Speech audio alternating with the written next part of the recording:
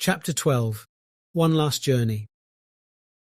Everybody has experienced separation, or eventually would one way or another. Splitting up from someone you loved ached the most.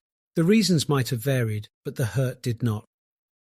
Sometimes it was temporary, with a definite period, like a trip. Even with a lover's breakup somewhere deep inside, one of them might have had a hope that they would still meet again by accident one day. On some other occasions, a farewell was unavoidable on account of sudden occurrences like death or mishap. With all, one thing remained in common. Time was always unrecoverable. It passes by rapidly for those enjoying it, while it is sluggish for those who are not. With every rule comes an exception, as was the case with Lara, Sam, Josh and Elisa, Lara's mother. Wretched they were, tampering with time they wished they could, for it passed quickly still, even faster than they ever regarded. For them it was a countdown to severance, an eternal disconnection that was unheard of. Time dissipated while they were counting the days and the minutes for an imminent, everlasting separation. They all knew it was not death. It was one sad goodbye with no hopes of returning or accidental encounters. A one-way ticket meant to provide a life for all human race. The day has already come for the last journey any human being would ever make. Lara and Sam became ready. The spacecraft that hid in the basement for a long time had finally seen the light. Josh moved it in the open, exposed, and any passing by neighbour could easily witness. There in the backyard, it sojourned, unshielded, waiting for its captains to embark. "Are you ready, my girl?" asked Elisa passionately as she entered Lara's room to check on her. That beautiful middle-aged woman interrupted a silence that had taken over the entire house since the night before. "I am ready, Mama, but—" answered Lara, filled with unhappiness and sounding almost like crying. Her eyes swelled with tears and her natural hazel iris receded from view behind the bloody red colour surrounding them, and her young, flushed face appeared ashen, a sign she slumbered not a single minute the whole night. The exuberant young lady was by all means dispirited. "I just do not wish to go," she said. "I do not want to leave you or Josh. He became like a father to me after Dad's death. Besides, Sam is almost my brother. He has been so to me my entire life as far as I remember, ever since you married Josh 10 years ago, and now I have to marry him." Some tears betrayed Elisa and fell from her eyes despite her effort to hold them back. "Oh, my love, I know." Her voice was not more successful in hiding her anguish as she replied, "Believe me, I do not wish you to leave me either, nor Sam, who became like my son too. But as you understand, it is not our decision now. We cannot follow our emotions every time, even if we want to. It is our duty that urges us to do what is apt. Trust me, Lara, you are doing the right thing. We all are." She halted abruptly.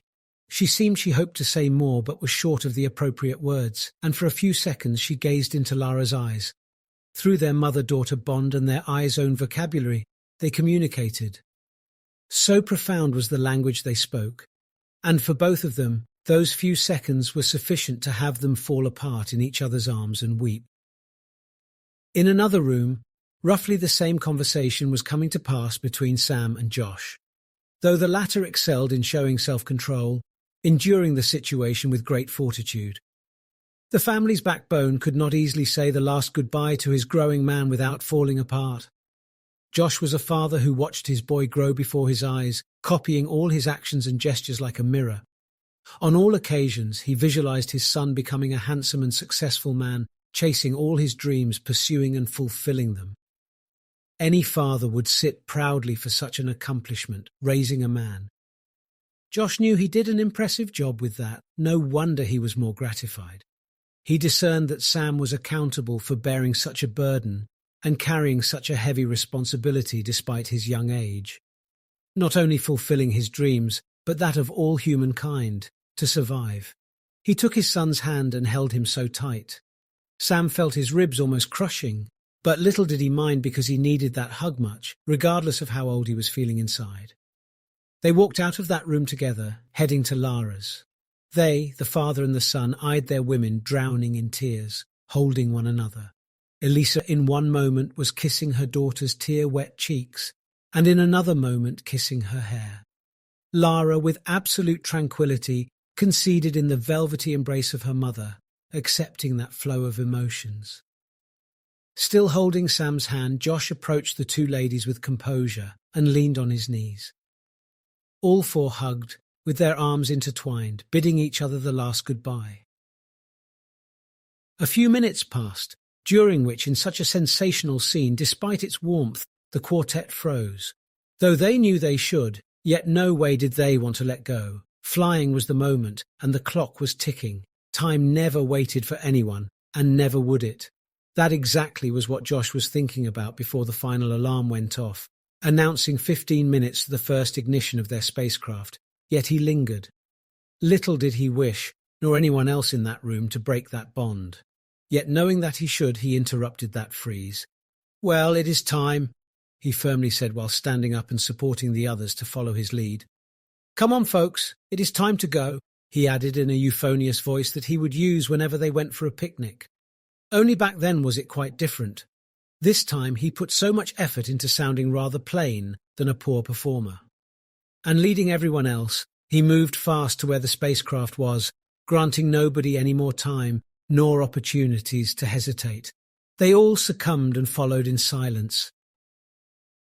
The shining surface of Noah's Ark II sparkled once they spotted it, as if it meant to.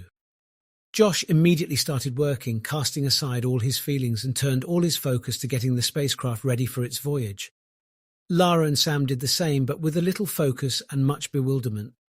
Once in a while, they stole a glance at one of their parents. After all, they were still kids. Elisa did nothing but observe the young couple, as if in another dimension, staring at both. She was, with no conception of what they were doing, nor if she could assist. By the door she was standing like a rock, embodied by the soul of a grieved mother, filling her eyes with the sight of her youngsters for one last time. "Everything is ready. Come on, captains," Josh commanded professionally, and swift-handed he gently pushed Lara and Sam inside the spacecraft. Within the pilot's cockpit were 2 hibernation pods, into which they slipped, and Josh secured their locks.